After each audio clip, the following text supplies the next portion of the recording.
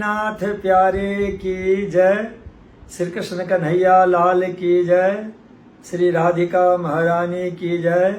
श्री कृष्ण प्रणामी धर्म की जय। सुंदर साथ जी, आप सब कैसे हैं? आपको फिर लगेगा कि महाराज आप इतने दिनों से कहाँ छुप गए। छुपा नहीं हूं, बल्कि आपको पता है कि अब तक जो महामती प्राणनाथ जी महाराज जिनकी दिव्य तारतम सागर वाणी के माध्यम से, उनकी चौपाइयों के माध्यम से दयासर के अनुयायियों को जो छलनी कर दिया गया है, तो मलहम लगाना जरूरी है। अब मुझे ये एहसास हो रहा है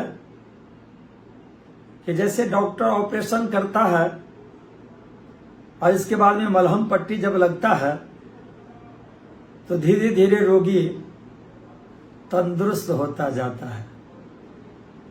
अरे दयासर के अनुयायियों को जो महामती प्राणनाथ जी की वाणी से, प्रसंगों से, भाव से जब उनके दिल, दिमाग और मस्तिष्क को छलनी कर दिया गया, पाप के घड़ा फूटने के बाद पाप निकल गया, तो मुझे लग रहा है कि कुछ निर्मलता, पवित्रता आई है। पर फिर भी खुरापात तो है, खुरापाती भरपूर है। इसलिए जब तक उनको बराबर ऑपरेशन न हो जाए, मस्तिष्क को, उनके दिल दिमाग को, हार्ट को, तब तक वो बराबर स्वस्थ नहीं हो पाएंगे।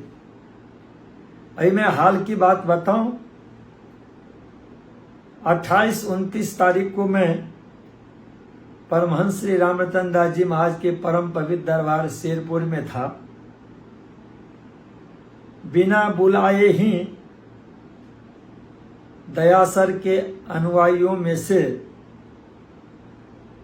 एक उनके मिमियाने वाले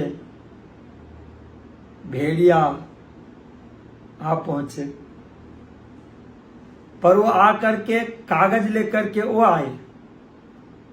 कागज वो दिखा रहे हैं और कागज का शेर मुझे कह रहे हैं।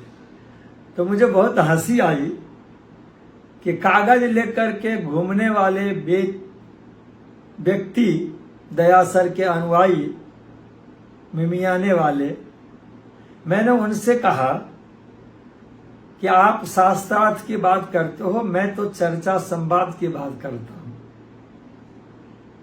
संविधान में अब वो चीज नहीं रहा, और फिर भी यदि आप कहते हो तो शास्त्रार्थ किसी बंद कमरे में नहीं होता है। शास्त्रार्थ खुले मंच पे होता है, हजारों के बीच में होता है, तब भी मैं आपका स्वागत सम्मान करता हूं। दूसरी बात, जिनको शास्त्रार्थ करना होता हो ना, विवाद करना होता, वो आए, पर उस भेड़ के बच्चे को आप छुपा करके रखते हो, सिंह बना करके, केसरी बना करके उनके लिए आप संबोधन करते हो, उनको आप सामने में नहीं ले आते हो, और आप पेपर बना करके ले आते हो, दिखाने के लिए आते हो, और एक प्रोपोगंडा फैलाने के लिए वीडियो बना करके फिर आप डालते हो। इनका ये सब प्री प्लानिंग होता है। तो इस प्रसंग में मुझे सदगुरु धनुष देव चंद जी की वार्ता, एक कथा याद आ गई। बीतक कथा में उन्होंने एक सुंदर सा प्रसंग गोविंद भेड़ा का मंडल बताया है। तो मुझे लगा कि यह गोविंद भेड़ा का मंडल सदगुरु धनुष देव चंद जी महाराज ने हमें बताया है, तो उसका उपयोगिता ये दयासर के अनुयायी कर रहा है। वो खुद ये बता रहा है कि देखो गोविंद भेड़ा का मंडल ऐसा है, और वो करने वाले हम दयासर के अनुयायी हैं, वो दिखा रहे।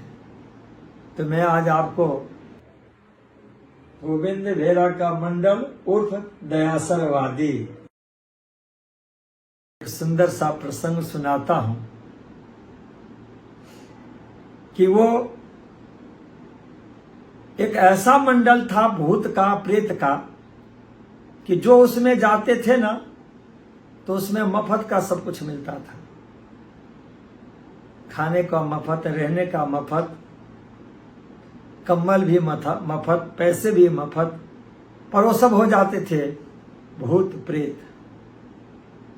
और वो भूत प्रेत बन करके यदि आप महामती प्राणनाथ जी महाराज की वाणी के पास आएंगे, श्री कृष्ण प्रणामी धर्म के संतों के पास, निजानंद संप्रदाय के संतों के पास में आएंगे,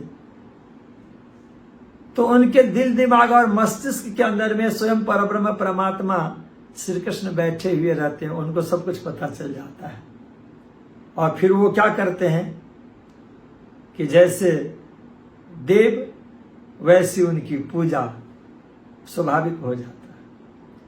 तो मैं उनसे निवेदन करता हूं कि आप प्रेत मंडल में जैसे धुंधकारी था, उनका भी उद्धार और कल्याण हुआ। आप धुंधकारी के रूप में हैं, प्रेत मंडल में हैं, तब भी महामती प्राणनाथ जी महाराज की वाणी गर्जना कर रही है कि ये वाणी गर्जत माझ संसार खोजी खोज मिटावे अंधार। ब्रह्म प्रियों को परमधाम का दर्शन करवाते हैं, मूल स्वरूप में पहुंचाते हैं, ईश्वरीय सृष्टि को उनके धाम में पहुंचाते हैं, और दुनिया के समस्त जीव आत्माओं को 8 प्रकार के वहिष्ठ में भेजते हैं, जिसमें से एक प्रकार का वहिष्ठ आम खलक का है, जो धुंधकारी की परंपरा में होते हैं, उनको उस स्थान पे भेजा जाता है। पूतना की परंपरा में होते हैं तो उनको उस स्थान पर भेजा जाता है। इसलिए मैं दयासर के अनुयायियों से पुनः निवेदन करता हूं, ये संदेश भेजता हूं, ये मैसेज देता हूं कि आप का कल्याण होगा। पर जिस तरह से धुंधकारी बांस में बैठ करके और अपने मुक्ति को प्राप्त कर लिए, तो महामती प्राणनाथ जी महाराज की दिव्य वाणी, जिस वाणी के अंदर में जो स्वयं संतों ने भी कहा कि निज नाम पढ़ा तिन सब पढ़ा, सब मंत्रन का भेद, निज नाम बिना खाली गया पढ़ पढ़ चारों वेद। ऐसे जो 18,758 वाणी तारतम है, निज नाम है, उसमें जब आप आएंगे ना, तो आपको जरूर से जरूर श्री कृष्ण मुक्ति देंगे। पर यदि आप पूतना बन करके आएंगे, तो उनके लिए श्री सुखदेव जी महाराज ने कहा है, वो श्लोक में आपको बता दूं, अहो बकीयम स्तन काल कोटम जिघांसया पाय यद्यप्यसाध्वी लेभे गतिम धातृच्युताम ततोन्यम कम वा दयालुम शरणम ब्रजेम। पर आप पूतना बन करके नहीं आए। यदि पूतना बन करके आएंगे तो श्री कृष्ण ने क्या किया? सिर्फ दुग्ध पान ही नहीं, उसके साथ साथ में उनका प्राण भी पान कर गया। आप छद्मवेशी बन करके क्यों आते हैं? महामती प्राणनाथ जी महाराज की वाणी गर्जना कर रहे हैं, आप निर्मल पवित्र दिल से आप आइए ना। निर्मलता से आएंगे, पवित्र दिल से आएंगे, शुद्ध मन से आएंगे, तो आपको शेरपुर धाम के समस्त संत महात्मा, गुरुजन, व्यवस्थापक और वहां के जितने भी सुंदर साथी हैं, वो आपका स्वागत और सम्मान करेगा। प्रणामी धर्म के जितने भी संत महात्मा हैं, आपका स्वागत और सम्मान करेगा। और सूर्य नारायण ने जो प्रोमिस किया है ना, वो तो करेगा ही करेगा। पर आप कैसे आते हैं? पूतना की तरह स्तन में विष लगा करके आएंगे, तो फिर क्या करेगा? प्राण हरण तो होगा ही होगा। तो फिर आपको जैसे देव वैसी पूजा जो आपको शेरपुर धाम में कर दी गई। यदि आप स्वच्छ मन से आएंगे, पवित्र मन से आएंगे, तो मैं आपको कहूंगा कि प्रणामी धर्म के सारे संत महात्मा, गुरुजन और शेरपुर आश्रम परमहंस महाराज का दरबार और महामंगल धाम आपको सर आंखों पर बैठाएंगे। हमने प्रोमिस किया है। पर आप कैसे आए थे? पूतना की तरह दिल बना करके आए थे। आपको उद्धार कल्याण होना है। यदि आप भले गोविंद बेहरा के मंडल में हैं तो उससे भी आपका उद्धार और कल्याण होगा। जब भागवत कथा श्रवण करके उस पापात्मा को उद्धार और कल्याण हुआ, प्रेतात्मा को उद्धार और कल्याण हुआ, तो सद्गुरु श्री देवीचंद जी महामती प्राणनाथ जी महाराज के द्वारा जो ले आया गया इस जगत के अंदर में 2 बार का तारतम जो आप कर रहे थे अर्थ और जो मैं बता रहा हूं वाणी के माध्यम से, एक तारतम और दूसरा तारतम का तारतम, उस तारतम का काम ही यही है कि विश्व ब्रह्मांड के जितने भी आत्मा हो, चाहे वह दुरात्मा हो, पापात्मा हो, उसका भी उद्धार और कल्याण होगा। तो आप भले प्रेतात्मा में हैं, आप प्रेतात्मा में रह करके भी यदि शुद्ध दिल से आएंगे और प्राणनाथ जी की वाणी के सानिध्य में आएंगे, तो ये दिल में आप विचार करके आइए कि 18,758 वाणी की एक एक चौपाई में श्री कृष्ण और राधा छुपा हुआ है और वो आपका उद्धार और कल्याण करेंगे। पर आप विश्वास लेकर के आइए, शुद्ध और निर्मल पवित्र मन से आइए। आप भले हमारा वीडियो बना करके उसमें काट छांट करके जो भी कुछ किया है ना, सारे सुंदर साथ जानते हैं और आपको जिस तरह से वहाँ पे पूजा की गई है ना, वो हमें पता है। पर आप यदि निर्मल मन से आएंगे तो हमने कहा है ना कि निर्मलता का तो सदैव हर जगह स्वागत और सम्मान होता है। आप जैसा भी हमारे लिए प्रचार करें, हमें बहुत खुशी है, बहुत खुशी है कि आपने वीडियो बना लिया, उसमें काट छांट कर दिया और पूरे दुनिया में आपने दिखाया। आपके लोग खुश हुए होंगे, पर मैं तो उससे भी अधिक खुश हूं कि आपने उस तरह के काट छांट के वीडियो बनाया।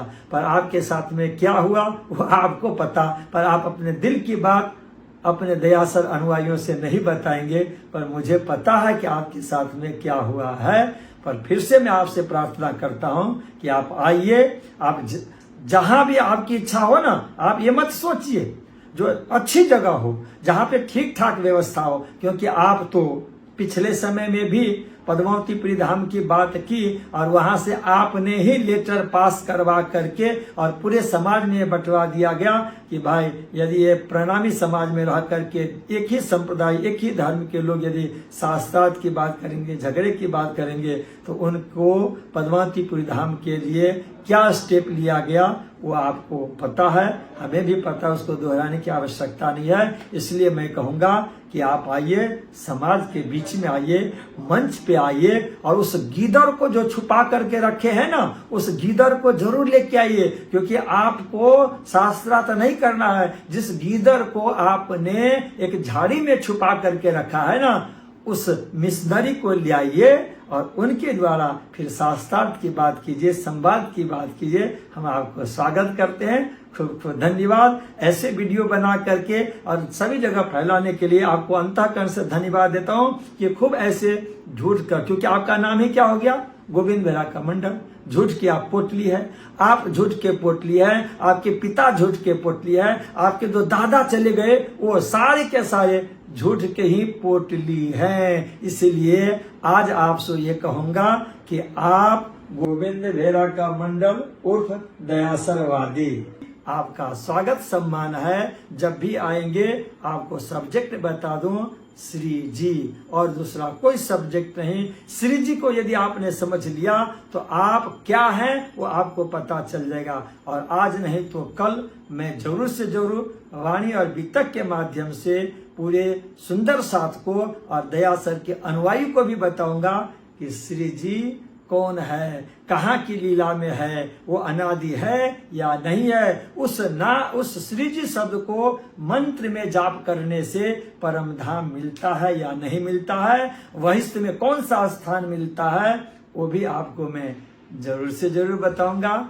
आप धैर्य रखिए, आपके हृदय पे अभी और इस समय तो नहीं, पर जब दूसरा वीडियो बनेगा उस दूसरे वीडियो में आप देखिएगा कि किस तरह का दिव्यास्त्र छोड़ा जाएगा, जिस दिव्यास्त्र से आप कितने घायल होंगे, आपके जितने भी रग रग के अंदर में पीव मवाद भरा होगा वो सब निकलेगा। आप इंतजार कीजिए, जरूर से जरूर दूसरे वीडियो के लिए आप इंतजार ही करेंगे। खूब खूब धन्यवाद। सभी सुंदर साजू को मेरा प्रणाम, खूब खूब धन्यवाद। बोलो श्री कृष्ण कन्हैया लाल की जय।